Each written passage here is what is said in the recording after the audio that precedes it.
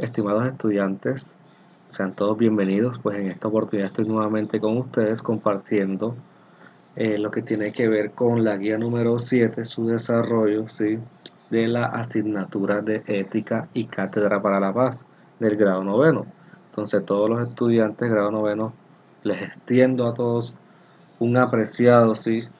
Y sobre todo un caluroso saludo y tener presente pues el desarrollo de cada uno de los puntos que vamos a trabajar en este tema. Entonces comenzamos aquí con la presentación. La honestidad es el primer capítulo en el libro de la sabiduría. Es una frase de Thomas Jefferson. El hombre que no teme a la verdad no tiene nada que temer a las mentiras. Francis Bacon nos comparte esta hermosa frase también sobre la honestidad, el cual es el valor de este mes. Entonces, para tener presente todo lo que estamos trabajando, el hombre que no tema la verdad no tiene nada que temer de las mentiras. Analicemos la frase. ¿Qué temáticas vamos a trabajar? Pues bien, tenemos dos temáticas a trabajar. Tenemos diversidad y pluralidad y tenemos pluralidad y democracia, algo que vamos a trabajar durante toda esta guía número 7. Y con estos temas vamos a finalizar entonces este periodo. Conceptos a trabajar, los conceptos claves son democracia, pluralidad, diversidad, respeto, libertad de expresión y constitución. Recuerden algo muy fundamental y es el hecho de que toda esta información, todo el desarrollo sobre todo de la definición de los conceptos y demás, lo vamos a encontrar en la guía integradora de aprendizaje. Ahí podemos observar la definición y sobre todo, chicos, tener en cuenta que los conceptos claves son ese elemento fundamental que nos va a ayudar también incluso a desarrollar la guía. ¿Qué es la democracia? Es un sistema de gobierno en el que los ciudadanos expresan su voluntad por medio de las elecciones periódicas para elegir a los dirigentes que les representarán ante las instituciones del Estado. Hay que tener en cuenta que vamos a estudiar sobre todo la democracia desde su origen y cómo se practica en nuestro país. Entonces es importante tener presente la democracia, ¿sí? Este concepto fundamental. Por medio de este sistema político más conocido como la democracia, nosotros los ciudadanos, ¿sí? Las personas, las que hacemos parte de la nación, podemos elegir a nuestros dirigentes y obviamente se tiene que tener en cuenta como base la igualdad de los ciudadanos. ¿Qué quiere decir? Que todos podemos elegir. Claro está, hay unos parámetros. Esos parámetros pueden ser como tener una mayoría de edad, por ejemplo, ¿sí? Para que puedas establecer pues, el derecho al voto y a la participación política. ¿Cómo se origina la democracia y en dónde nace? Pues bien, esta democracia, ¿sí? O la democracia como tal, o este sistema político, se originó en las polis griegas, las antiguas ciudades-estados independientes que hacían parte de esa Grecia antigua, específicamente en Atenas, ¿sí? Por allá por los siglo 5 antes de Cristo, se comenzó a practicar la democracia en la antigua Grecia. Por otro lado, hay que tener en cuenta que en dichas polis o ciudades-estados, los habitantes de las mismas poseían derechos, deberes y sobre todo eh, eso se debía respecto a los asuntos de las polis. ¿Qué quiere decir? Que cada uno de ellos tenía un compromiso político con las polis. Cada uno de ellos tenía una función política con las polis. Pero no todos tenían el derecho de participar y de considerarse sobre todo ciudadanos. ¿Qué quiere decir entonces? Eso nos da a entender más que todo que aunque en Atenas, remontados o deteniendo el tiempo, o mejor dicho, retrocediendo el tiempo, ¿sí? Siglo V más o menos, comienza a aumentar la participación política y sobre todo la participación ciudadana de una forma muy equitativa, entre comillas, ¿sí? De una manera equitativa. ¿Por qué? Porque un poco, mejor dicho, algo equitativa. ¿Por qué? Porque solamente los hombres nacidos en dicha ciudad, ¿sí? En dicha polis, en Atenas, eran aquellas personas que podían tener el derecho a considerarse ciudadanos, ¿sí? Tenían el derecho a la ciudadanía, algo que excluía a los esclavos, a los extranjeros y sobre todo a las mujeres, quienes no tenían participación política en este entonces. Estamos hablando del siglo V antes de Cristo. La historia de la democracia, aunque se remontó en la antigua Grecia, ¿sí? Hay que tener en cuenta algo.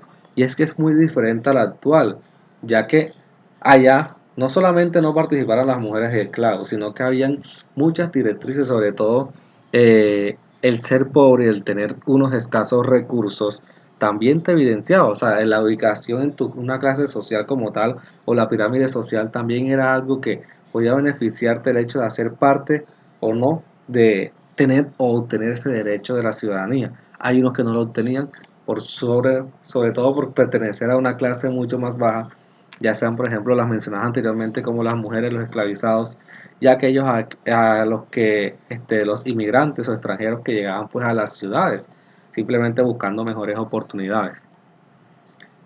A lo largo de la historia, sí, la democracia entonces empezó a aparecer y ya remontándonos de lo que tiene que ver el siglo XIX, nos encontramos que los gobiernos democráticos en la mayoría de las poblaciones se abrieron paso después de la abolición de la esclavitud y el respeto a los derechos humanos. Cabe recalcar que con la Revolución Francesa se logró un punto de inflexión sobre todo para ir reconociendo los derechos del hombre y del ciudadano, ¿sí? Y de esa forma manifestar entonces este sistema político, ¿sí? Este sistema político, este sistema democrático donde las personas el pueblo pudiese participar activamente en la política y sobre todo en la toma de decisiones que tuviesen que ver con cada uno de los estados.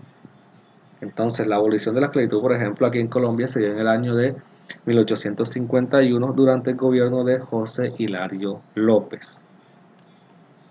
La evolución de la democracia en Colombia es un aspecto importante. ¿Por qué? Porque nosotros, por ejemplo, se evidenciaron varios cambios fundamentales aquí en nuestro país, sobre todo durante el siglo XVIII, XIX y el siglo XX. Cabe recalcar que la organización política establecida en Colombia con respecto a la Constitución de 1991 es más que todo producto de una larga evolución, ¿sí? Que se inició con la independencia de Colombia, en la que se consolidó entonces la República Soberana, que es una república, es el sistema de gobierno que entabla nuestro país hoy en día. A lo largo del siglo XIX, cabe destacar algo y es que se heredaron entonces unas estructuras sociales que tenían que ver mucho, iban muy ligadas sobre todo con la época colonial, ¿sí? Y ahí simplemente se evidenciaba que la iglesia tenía un gran poder, sobre todo, y un gran prestigio, el cual había sido otorgado por la participación que a esta le habían dado los partidos políticos, los recién creados partidos políticos, liberal y conservador, y sobre todo los federales y centralistas. Entonces hay que tener presente eso que se tenía. Cabe resaltar tanto también, por ejemplo, que una minoría, ¿sí? Una minoría sobre todo de élite, de la que perteneciente a la élite, que eran criollos ricos, ¿sí? Eran quienes ejercían, ¿sí? Ejercían la política y el gobierno de nuestro país. Entonces, esa minoría, por ejemplo, se dividía entre los liberales, quienes deseaban ampliar el derecho del voto, aumentar las libertades políticas y públicas y disminuir sobre todo el poder de la iglesia, y los conservadores que defendían a la iglesia y el autoritarismo. Entonces, si se dan cuenta, son dos corrientes políticas distintas, ¿sí? Eh, que una obviamente no va de la mano con otra. Ya cabe resaltar sobre todo que con todos esos cambios que se hicieron, sobre todo los liberales fueron los que lograron la abolición de la esclavitud, ¿sí? Y la organización federal en nuestro país. Recuerden que se da entonces la formación de los Estados Unidos de Colombia y eso lo que hace entablar es una nueva forma sobre todo de administrar el país. Por otro lado, cabe resaltar, sí, hubo unos cambios, sí, unos cambios en esta evolución de la democracia en Colombia, sobre todo en el siglo XX. ¿Por qué? Porque durante las primeras décadas del siglo XX aunque continuó el predominio conservador, como ustedes saben, en lo que se conoce como la hegemonía conservadora, surgiendo pues la Unión Republicana, ¿sí? Como un movimiento más que todo que propuso eliminar la reelección inmediata del presidente y acortar su mandato a 4 años, fue uno de los puntos sobre todo que mostraron en este entonces un cambio, ¿sí? Un cambio y sobre todo también la aprobación del sufragio universal masculino y la creación de la cédula única para los hombres, algo que se dio en el año de 1930. Cabe resaltar que aquí entonces comienzan los gobiernos liberales y es donde se van enfrentando entonces diferentes cambios en nuestro país. Y un cambio fundamental de esa evolución democrática, sobre todo, ya se da con la Constitución del 91, donde ustedes conocen que se establece o se estableció cada uno de los mecanismos de participación ciudadana que ustedes reconocemos como tal: la consulta popular, el referendo, ¿sí? El voto, el plebiscito, e incluso se da el nacimiento de la o creación y sobre todo promulgación de la acción de tutela en esta nueva constitución, gracias, ¿sí? Gracias sobre todo a ese movimiento estudiantil de la séptima papeleta, que es el que lleva entonces a que se establezca y se instaure esta nueva constitución.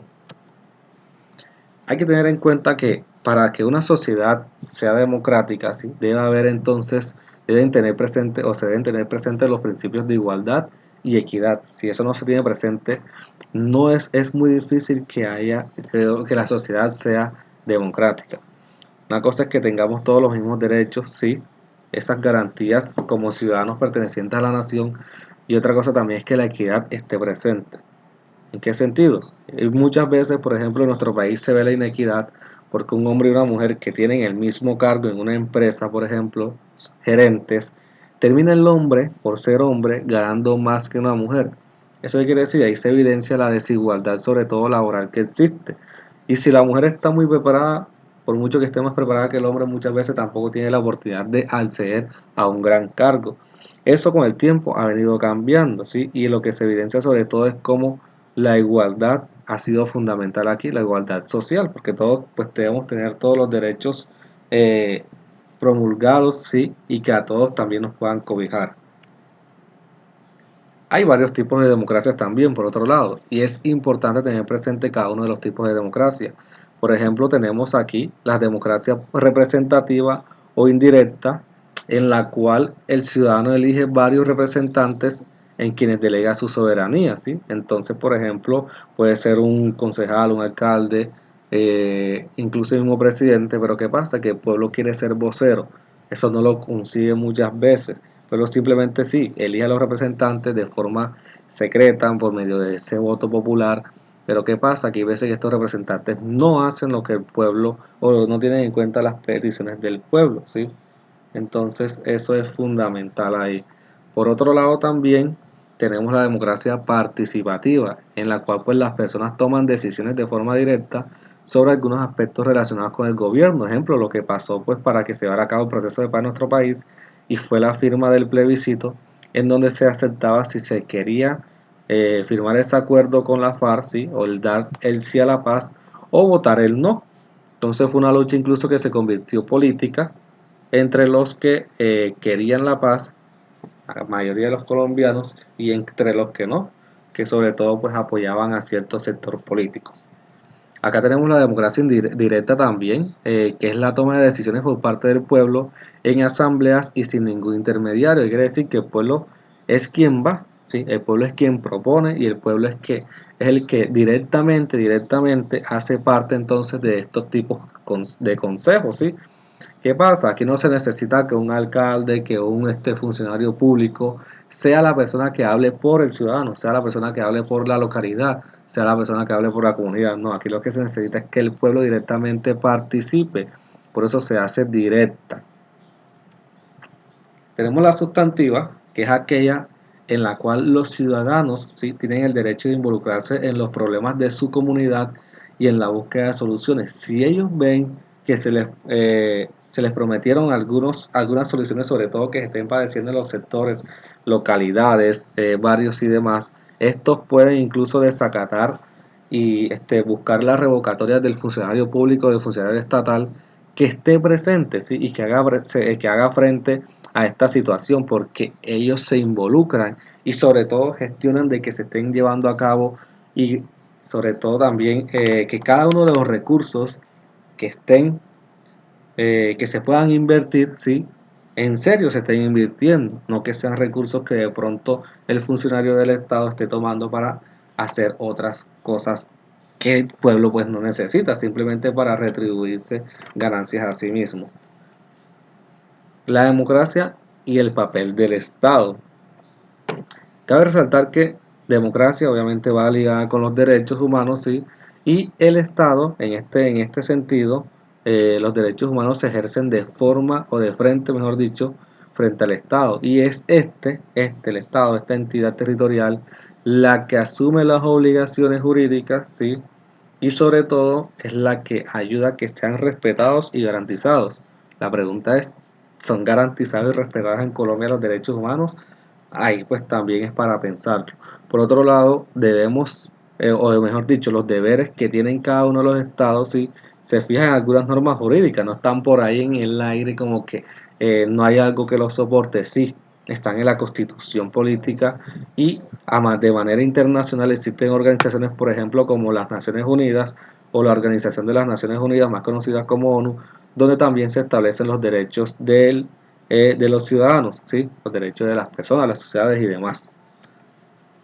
Constitucionalmente, ¿sí? Cada Estado nacional eh, ahí está, tiene establecidos sus derechos, ¿sí? En la Constitución.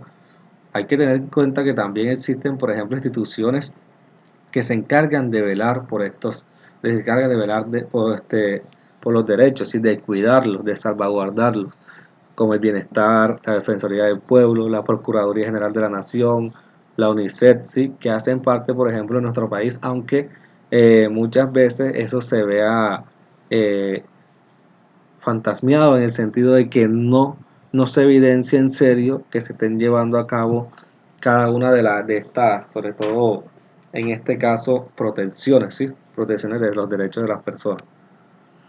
Todos los estados, al ser responsables de los derechos humanos de todas las personas, tienen tres obligaciones básicas.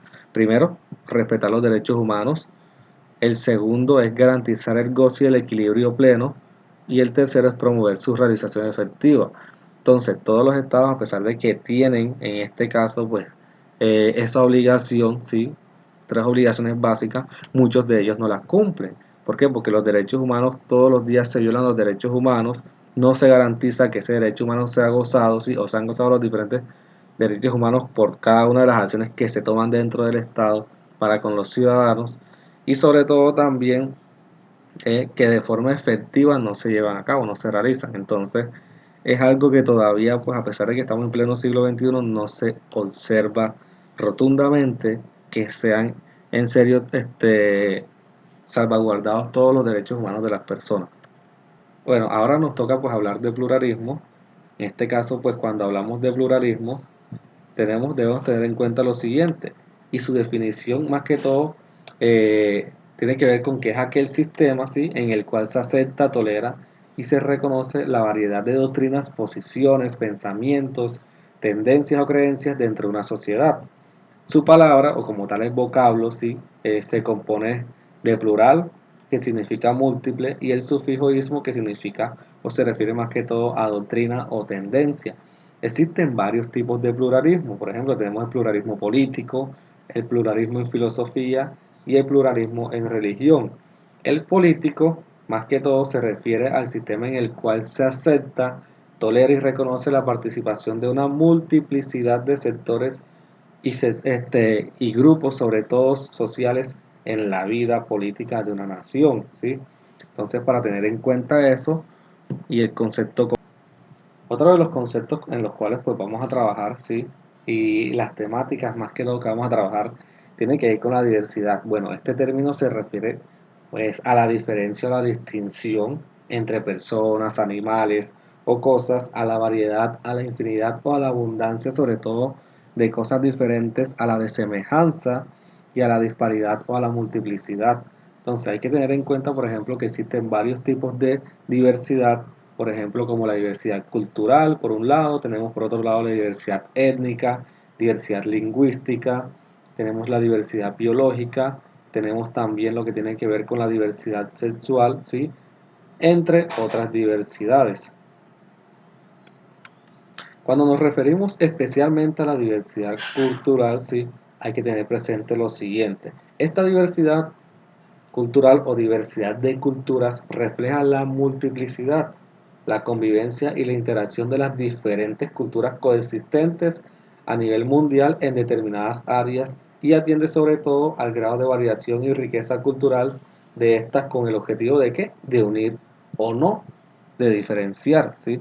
Entonces, por ejemplo, aquí en Colombia Hay que tener en cuenta, por ejemplo, que es una nación multicultural y pluriétnica, ¿sí? Y cada cultura es diferente. Hay que tener en cuenta que cada cultura es diferente, cada individuo debe tener una identidad cultural y la diversidad cultural en ese sentido se manifiesta por la diversidad del lenguaje, ¿sí? Del arte, de la música, de las creencias religiosas, de la estructura social, de la agricultura, de las prácticas de manejo de la tierra, de la selección de cultivos, de la dieta, o sea, son multiplicidades, sobre todo formas de ver y observar la diversidad cultural de una sociedad, ¿sí? Como por ejemplo lo observamos aquí, vemos la imagen y estamos observando que ahí podemos encontrar diversidad cultural por todos lados. ¿Por qué? Porque cada una de estas clases sociales, etnias y demás, nos muestran sobre todo la diversidad que hay en nuestro país. Por otro lado también tenemos la diversidad étnica. Esta diversidad más que todo es la unión, ¿sí?, de diferentes pueblos en una misma sociedad y que cada uno posee sus propias costumbres, ¿sí?, su propio lenguaje, piel, religiones, fiestas tradicionales, vestimenta y comida. Por ejemplo, aquí en Colombia, si se dan cuenta, no solamente existen indígenas, ¿sí?, no solamente habitan los indígenas, sino afrodescendientes, y en cada una de las regiones culturales de nuestro país cada región tiene sus propias tradiciones, ¿sí? Cada región tiene sus propias costumbres, cada región incluso, o comunidad en este caso, tiene su propia lengua e incluso su propia religión. Y la forma de vestirse las caracteriza, ¿sí? También tenemos la diversidad lingüística. Este tipo de diversidad lingüística más que todo se refiere a la existencia de una multiplicidad de lenguas dentro de un espacio geográfico. Si hablamos en nuestro planeta Tierra hay multiplicidad de lenguas, ¿sí? Si en nuestro país también, simplemente estando en nuestro país también obtenemos y tenemos una multiplicidad de lenguas, entonces esto más que todo demuestra la existencia de diferentes lenguas dentro de una misma comunidad, ¿sí? Y que comparten sobre todo el mismo espacio geográfico. Eso sobre todo es muy importante. Y por último, tenemos la diversidad biológica. Esta más que todo, la diversidad biológica o la biodiversidad hace referencia a la inmensa variedad de seres vivos que existen en la Tierra. Entonces, tanto las especies animales como vegetales y a su vez, sobre todo teniendo en cuenta pues el medio ambiente y los patrones naturales que los conforman. Sobre todo, por ejemplo, o sea, hay que tener en cuenta sobre todo que la biodiversidad, ¿sí?, garantiza el equilibrio y el bienestar de la biosfera y por tanto el hombre y su cultura como parte y producto de esta diversidad debe velar por qué, por protegerla, mantenerla y respetarla, ¿sí? Entonces cada 22 de mayo sobre todo se celebra el Día Internacional de la Biodiversidad. Entonces, para que tengan ahí un dato muy pequeño. Tenemos por último entonces qué pasa y cómo se da la diversidad cultural aquí en nuestro país. La diversidad cultural en Colombia. Cabe resaltar, por ejemplo, en Colombia existe una multiplicidad de culturas, sí, etnias y demás, como habíamos comentado anteriormente. La vitalidad, sí, la vitalidad de la cultura colombiana radica precisamente en qué, en su diversidad, en el cual más que todo es el patrimonio más valioso de la nación. Ser una nación muy diversa es muy rica culturalmente en nuestro país, sí. Tenemos, por ejemplo, a nivel de cultura tenemos afrocolombianos, raizales, palenqueros, rongos gitanos, pueblos indígenas, comunidades campesinas, mestizos y comunidades originadas sobre todo en migraciones externas que enriquecen todo el mosaico cultural de nuestro país. Algo característico, por eso es que nosotros nos llaman a Colombia se reconoce como una nación pluriétnica y multicultural, ¿sí? Eso para tener en cuenta eso. Eh, ¿Esto dónde está planteado? Eso está planteado por la UNESCO, ¿sí? Eso no lo plantea simplemente el país, eso lo plantea la UNESCO, porque la diversidad cultural es una característica esencial de la humanidad y eso es un patrimonio común que debe valorarse y debe perseverarse, sobre todo en provecho de todos, ¿sí? Pues crea un mundo que es más rico y sobre todo mucho más variado. El hecho de que tú te veas, vayas por la calle y te encuentres con personas de diferentes lugares, aprendes, ¿sí? Aprendes costumbres, aprendes de su cultura, aprendes sobre todo de su gastronomía, ¿sí? Entonces, de cómo, por qué se visten, cuáles son la forma de vestir, de dónde se remonta eso. Entonces todos esos aprendizajes son muy buenos. Aunque dicen que la globalización, por ejemplo, puede afectar, sí, puede afectar la diversidad mundial. ¿Por qué? Porque la absorbe, ¿sí? Y el hecho de que pueda haber conexión, ¿sí? Entre continentes, países y demás, y las migraciones sean constantes, eso puede provocar incluso que se pierdan algunas costumbres, ¿sí? Y que las culturas se vean incluso en un momento extinguidas. ¿Por qué? Porque las personas se dedican a aprender otras cosas. Bueno chicos, entonces la actividad pues ya saben que es una actividad, la última del periodo, ¿sí? De este año también, correspondiente a la asignatura de ética. Es la actividad número 7, una actividad que es asignada hoy 29 de septiembre, ¿sí? Y debe ser entregada el 13 de octubre. Tienen bastante tiempo pues para realizarla. Ahí en el video pues se pueden apoyar para poder resolver cada uno de los puntos, ¿sí? Que están entablados ahí en este espacio. Y les agradezco por haber escuchado, muy atentos, sobre todo gracias por compartir esta nueva oportunidad con ustedes, ¿sí? Esta nueva experiencia y que puedan resolver todas sus actividades. Entonces, con gusto, abrazos para todos, me despido. Su profesor Jonathan, sí, sobre todo pues acompañado también de la profesora Esmeralda y la profesora Sandra, quienes hacemos parte de este equipo de docentes del grado noveno, ¿sí? Entonces,